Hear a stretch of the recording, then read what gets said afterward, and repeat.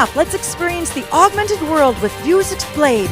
Please welcome CEO Paul Travers. You're watching YBL TV. Paul, you've got a very fascinating background. I understand you went to Canton, got your degree at Clarkson, studied electrical computer engineering, worked at Eastman Kodak, and you started your business in the basement. Tell me how someone like you got started and how here you are today leading the industry in virtual display with some of your amazing products. It's true, I've been at this for a long time. I used to work at Eastman Kodak, as you said, in the research labs. I left and started the business in my basement. This is actually my fourth business, but it's always been in consumer electronics kinds of devices, sound cards, USB serial connectivity devices. And then in 1993, I started the virtual reality head-mounted display business. And so if you think about it, we're one of the very first companies that's ever been in this VR, AR market space. So we've got a lot of arrows in the back. This business has been challenging over the years. In 1997, VUZIX started. And from there, we did a lot of military work. We learned that if you don't want to put it and wear it, you've already failed in this business. So we've been trying to make glasses that look like Oakley-style sunglasses. And not VR technology, but AR. So you can actually be in the real world while you're using these glasses. So taking a look at the Blade, the right side, from what I understand, houses the optics display, the optics engine. And then I understand the left is all for the memory and the processors. Show us exactly what this optics display is, because it's fascinating. You were showing us, and I'd love to learn a little bit more about it, as I'm sure everyone else would. Okay, absolutely. You know, this is practically a phone. Everything that you see here, all the features that are in your phone today, basically are here. The only thing it doesn't have is cellular connection, but it's Wi-Fi, it's Bluetooth connected. Batteries are in here, and as you say, there's a display system on this side over here, and the light that comes out of this literally squeezes into the lenses inside of this and then projects out in front of you, making an image like the heads-up display in the cockpit of a fighter pilot's cockpit kind of a thing. It's quite amazing that all that fits in a pair of glasses. Now, the technology that's in the back side of this is actually pretty complex here. I happen to have a set with me. First of all, I'll grab the waveguide itself. This thing is called a waveguide. And with this waveguide, there's a little tiny input over here that's got, some people call it a hologram. It's a surface relief grading hologram. And what we do is we project an image into this little hole here. Right here, it's kind of hard to see. And the light goes in, and when it hits this, it bends inside the plate. So you might imagine with this engine, which I'll show you in a minute, it projects just like you were projecting up onto a wall, but instead of the wall, we project into this hole. That causes light to bend and go inside this plate, back and forth, traveling towards your eye. And then there's another hologram in the surface here, if you can kind of see it. And when the light from this hits this, it allows a little bit out at a time with every bounce. So this little tiny image that gets projected in here becomes this great big image that floats out in space out here. And the projector itself, let me see if I can find one of these guys, is this thing right here. And if you look, it's loaded with little tiny parts. On the back end of this thing is basically this unbelievably bright flashlight.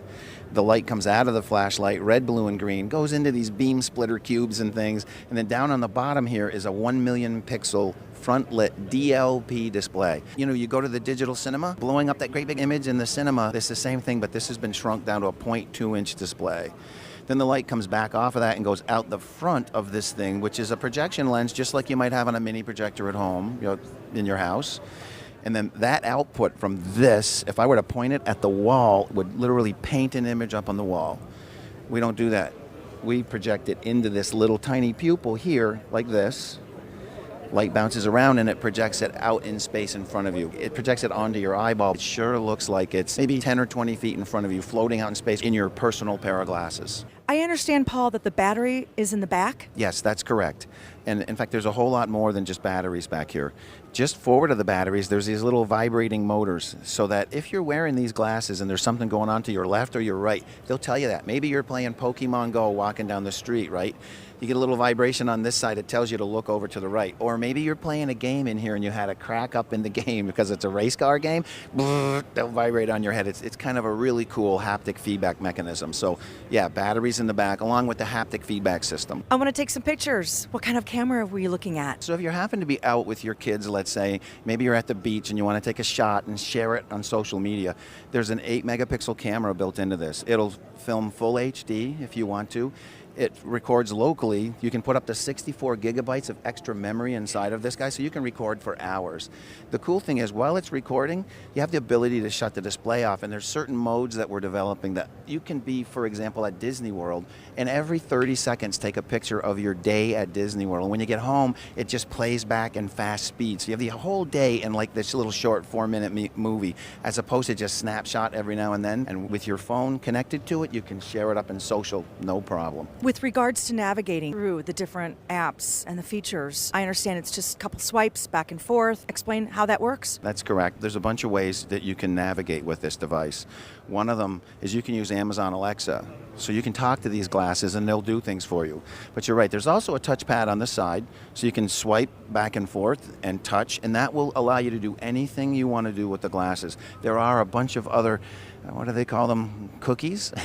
So there's a bunch of shortcuts and things that once you learn how to use the device, you can do things really, really fast. But touch and swipe is all that you need to do practically anything. And like I said, there's voice, but there's also sensors built into this headset, so it knows where you're looking in space.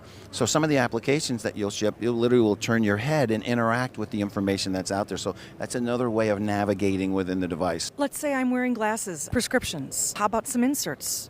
How does that work out? Most of the products that compete with VUZIX today, you wear it with your current glasses. So right away you can see that as a problem, right? When I was in high school, I can remember people say, oh, you're 4 eyes. You really are 4 eyes with most of our competitors, because you have to put these glasses over the top of the glasses that you're already wearing. And I mean, that's just ridiculous. When you come to our website to place an order for these glasses, it asks you if you need prescriptions. If you do, you can buy these with your script built in. And the way that works is these guys have a little insert. They don't look any bigger than this practically. You can't tell. And then they snap in here, so they become your prescription glasses. You don't need to wear them with another pair. These are your glasses. Running on Android, tell us about the application. It's a standard Android device. Not that we support every single application that's on the Google Play Store today, but many of them, if you put them on, just work. Now, the user interfaces are often different than the like, but what that means is it's really very, very easy for an application provider, a developer today, to take their application that's running on a phone, do a few recompiles, change the interface a little bit, and boom, the application runs in our glasses. And the cool bit is we've got an app store also. So if you purchase the glasses, you go out and you register them on the app store. There's many applications that are coming, from playing karaoke, which is really cool, the glasses on, the music's coming up. Language translation is another good example. You might have these glasses on, you land in let's say Japan, you get off, and they're listening to the Japanese that's coming in, and they'll put in closed caption what they're saying in English in the glasses. So many applications are coming, and it's very, very easy to write for, because it is standard Android. I just can't wait to see this in action. Let's check out a day in the life with VUZIX Blade. This is what it would be like if you were in the real world in your living room. And in one case, you're going to watch the football game, and your scores will come up as if the fantasy football stuff was. So you don't have to go over to your phone or your computer system. You just get it there. Stock quotes when the nightly news comes on, and you'll see some language translation, Spanish to English, right in the glasses. I'm going to talk with the Spaniards to take recommendations about places you can't stop visiting here in Spain. Oh my gosh. Wow. And now we're looking at the stock quotes. Dow Jones, Alphabet Inc., VUZIX 5.34 plus 0.98, Apple. This is like being on the street in San Francisco. Yeah. We're partners with a company called Yelp. Yeah. I bet you most everybody knows who they are. What's cool here is, literally, when you look at the street signs for these restaurants, you'll get the Yelp scores. At one point, AccuWeather's going to come up, because I think there's a storm coming in. You'll see that. They're another partner of VUZIX. So, and if you look, you would be able to interact and select a restaurant, make a reservation for that evening. So once you step out onto the street. All right, I'm in San Fran. Oh, wow. Oh my gosh. Bohemian Beans, $4.99, vanilla bean latte. Call now. Try their vanilla bean latte. It's a sweet tweet. It's a sweet tweet. It's a weather warning. Rain in 15 minutes. AccuWeather. Wow. College Boy Burger. Best burger I've ever had. Period. From Keith M. A review on Yelp. Wow. The College Boy Burger, best burger. Oh my gosh, call now. Big boy. Oh my God, this is just too insane. Let's go shopping, Paul. Yeah, before you left the house, you probably went on Alexa and said, I got to pick up this list of stuff on the way home from the store. So when you get to the store, the list comes up. Literally, when you walk over to the shelf, you pick up the box of what you're going to buy, and it'll automatically register it, Cheerios. cash you out without having to wait in line. Yes. The system knows that you're here shopping. So what happens is it looks at the boxes that you're looking at, and it goes out to the cloud with the AI engine or the local services that are available within the shopping place that you're at, and looks at the barcodes or the box itself. The cloud analyzes and says, oh, this is what they're purchasing, puts it on your list and pushes it back down here and into the EMS system that's running within the grocery store. Let's go skiing. You think about it, how many people take their phone out while they're skiing, right? What's going to be nicer, you'll be skiing down the hill, you'll see directions to get down the hill, how fast you're going down the hill. You might get a phone call on your way down the hill, text message, you can just put a quick flip, or stop, take a picture and share it. I'm speechless. I'm a price checker. I know when I go into the grocery store, I'm constantly kind of comparing prices, and to be able to see that in real time right then and there without me burying my head in my phone or scanning something with my phone, but to actually see it visually. And I'm not doing any work.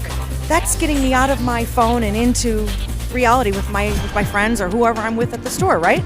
Absolutely. And in fact, part of this technology that people are worried about is the fact that human beings are becoming less and less part of the real world. I mean, you think about how much time people spend on the internet. This completely changes that. You don't have to have your phone out. Your head doesn't have to be buried in the thing, looking at text messages and the like.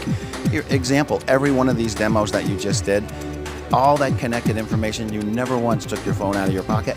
You still were connected to the real world. You could look over and talk to me while you were doing all this stuff. You were getting all of this information, and hey, you still knew I was there. You were still connected to the real world. So quite the contrary, this is about making the world more connected, closer together, and having information that's so valuable at your beck and call.